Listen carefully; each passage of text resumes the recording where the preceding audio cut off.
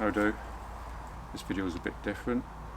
I've been asked a few times about my winter kit that I use while I'm on my camps. So I thought I'd do a winter kit video about the type of stuff that I normally take with me on my winter camps. Okay, so to start with, I use the OEX Valo, I think it's the EXP50 rucksack. It's a budget bag from Go Outdoors. But even though it's a budget bag, it's been absolutely brilliant. I've used this for the last two years or so. It's held up pretty well. It's not the lightest of bags, but it's got loads of straps for attaching your tent on here. So we'll start with all the stuff on the outside of my bag. So on this side I have my, I usually carry at least one trekking pole on a camp, purely because I'm using the Lanshan 1, which requires a trekking pole. But I also have dodgy knees and a dodgy back. So I find this helps quite a lot. These are the Trek-Z folding trekking poles from Trekology. Next thing I normally take is the Hydra Pack 2 litre collapsible bottle. So, brilliant piece of kit. When you've used it, used all your water, folds up really super light, takes up hardly any space. Really robust. Can't recommend that one enough. The other thing I normally take is the Katadyn B3 water filter. Now, if I know it's going to be really cold and it's going to get into the minuses, I won't take this, purely because if water freezes from inside the filter, it'll just destroy the filter, and you probably won't know until you get sick. So if I know it's going to be cold, I won't take that, and I'll just carry in all my water that I'm going to need. New recent addition is a little 500ml Nalgene bottle. Look how small that is, it's tiny, but great for when I'm hiking, just a nice size. And then the benefits of that is when it's really cold at night, boil up your water, fill that up, throw it in the bottom of your sleeping bag. That'll keep you warm for hours. And the last thing on the outside of my bag is just like a little mini Life Systems first aid kit, and I've added a few little things to it. It's got all your basics like plasters, bandages, tape, and things like that, tick tweezers, and I've also added things like paracetamol, ibuprofen, hay fever tablets, things like that. That's a must for anybody going out. You can see in the front pocket, I don't really usually carry much in this. It's quite an awkward pocket. The only thing I tend to keep in there is my tent pegs. Okay, top of the bag. Okay, again, I don't carry much in here. Sometimes some snacks, but I usually have buff, so a head torch. I usually keep that in just in case I'm losing the light. Easy to grab. The one I'm using at the moment is the Sunblesser H11. I absolutely love this. It's really light. I think it weighs about 40 grams, which is nothing. The battery on it lasts a fair amount of time. Like, it's never run out on me. I think they're about £30 to buy off Amazon. The last thing in here is a new addition to my kit. It's the Gerber Sumo folding knife. Yeah, so it's quite a big knife, and most people say that you don't need a knife like that for wild camping, but I'm trying to improve my cooking. and I'm fed up of the dehydrated meals, so I've got that just for food prep, like chopping up stuff, and you'll see a lot more of that in my upcoming videos. And then, I nearly forgot this, last thing is another new addition. This is the Motorola Defy Satellite Link. So for a while I've been interested in getting a satellite communicator of some sort. I've looked at the Garmin and some of the other competitors, and they're all fantastic, but they all cost the earth. They're all so expensive. This one is by far the cheapest, and the cost of it includes the first 12 months subscription to it, and then after that first 12 months it's I believe $4.99 a month, and that includes 30 messages. So I'm going to do a more in-depth video about that, so keep an eye out for that one. Okay, into the bag.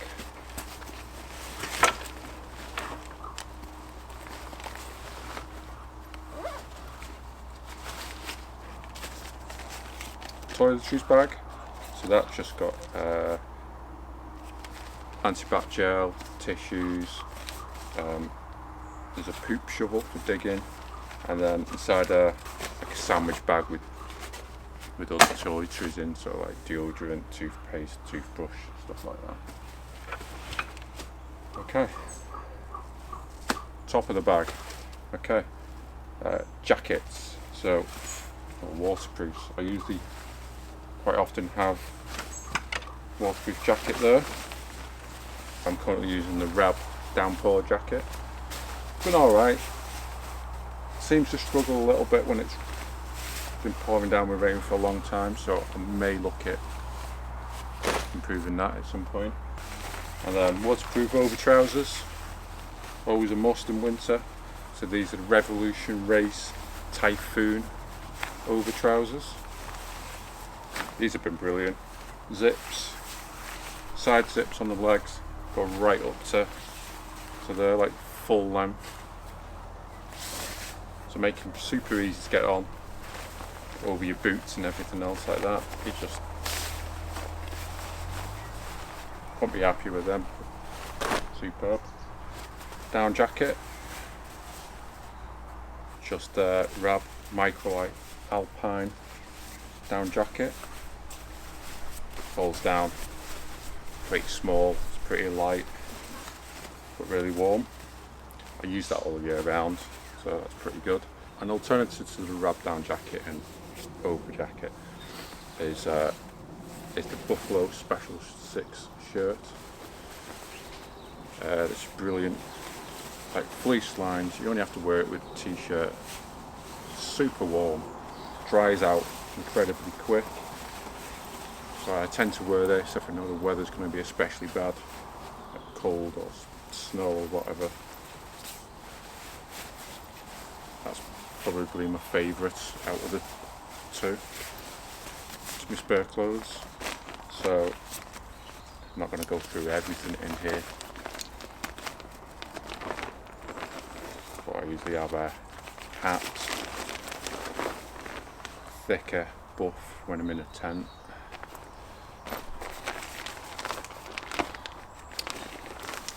I have some quite cheap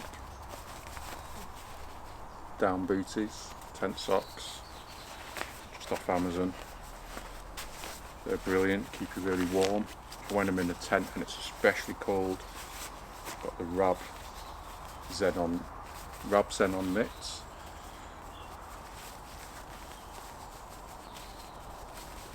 A bit warm today for this, and they're brilliant. They go down really small, super lightweight, but really warm. Great for when you're just sat in the tent chilling. Spare clothes like spare socks, usually a fleece top and some thermal bottoms to sleep in. Next out is my cooking kit. That tends to be it at the moment. Quite lightweight. So in here This is like my accessory pack, that's all my little bits and pieces. I have my stove, it's a 50mm Speedster stove. Absolutely brilliant. This is, you can buy them online directly from Speedster themselves. They're £5. It's ridiculous. £5. Weighs about 20 grams, so you don't even notice it in your bag. And this is my preferred stove during winter. I've had loads of trouble with gas, getting it to work properly when it's really cold, when it's snowing and stuff like that. This, you just don't have any problems with it. It's non-spill, so I don't have any worries using it in the vestibule of my tent, even though you still need to be careful. I think it's a lot safer than using your traditional alcohol stove, where if you knock that over, good luck, you know. Okay, so what else in there? I've got titanium spork, a lighter, and a flint and steel. I've got my new Snow Peak spatula. You probably saw that in my last video.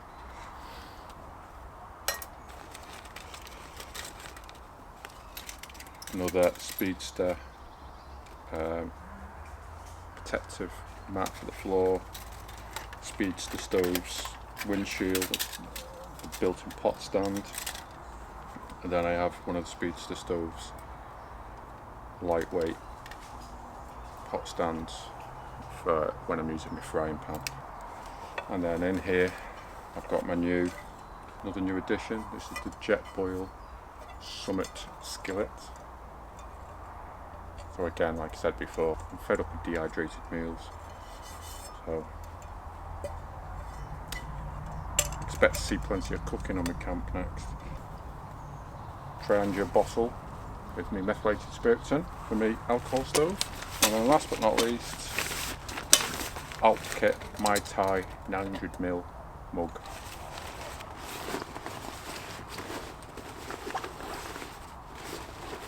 Okay, next, electronics bag. Again, in a dry bag again. And in here, I don't have a lot. I have a battery bank and cables to keep devices charged up. And then a Flextail tiny pump, which I use as my lantern and to inflate my airbed. And then it also acts as an emergency battery bank. Next up, get into the sleep system now. So this is the Forclaz MT500 insulated sleeping mat from Decathlon. This retails at about $64.99 from Decathlon. They say it's a 3-season sleep mat, but its R rating is 3.3. So it's really good. A cheap, really thin, reflective mat. That was just a cheap thing off Amazon. Now this is just a cheap pillow foam, go outdoors, and then it's inside the case of inflatable pillow that burst, and I've just not got around to replacing it. Probably something I need to upgrade on. To be honest, apart from its bulk, it's pretty good. Next out, Alpkit Hunka Bivvy bag. And I know I'm in a tent, you don't really need a bivvy bag. But when it's really cold, it's damp, it just stops your bag from getting too damp, keeps the moisture off it. It kind of acts like a vapor barrier, and I'm sure that probably adds a couple of degrees to your warmth. Whenever I use that over the top of my sleeping bag, I feel much warmer. So if I know it's going to be snowing or extreme, like in the minuses, I'll take that with me. Sleeping bag. It's Snugpack Softie Elite 3. I've used this now for a couple of years. I absolutely love this bag. It weighs quite a hefty, I think it's 1.6 kilograms, but cost wise about £129, but you can find it cheaper if you look around. But out of all the sleeping bags I have, I absolutely love this one. Now this has a comfort rating of about -5, which I think is pretty accurate, and I think if you pair this up with the Bivvy bag as well, you can go even colder. The other benefit is, with it not being a down bag, it's a synthetic insulation in it, so when it does get damp, which it always is in the winter here, you don't have to worry about it. It just keeps you warm. In the very back thing, I have a little foam Forclaz sit mat.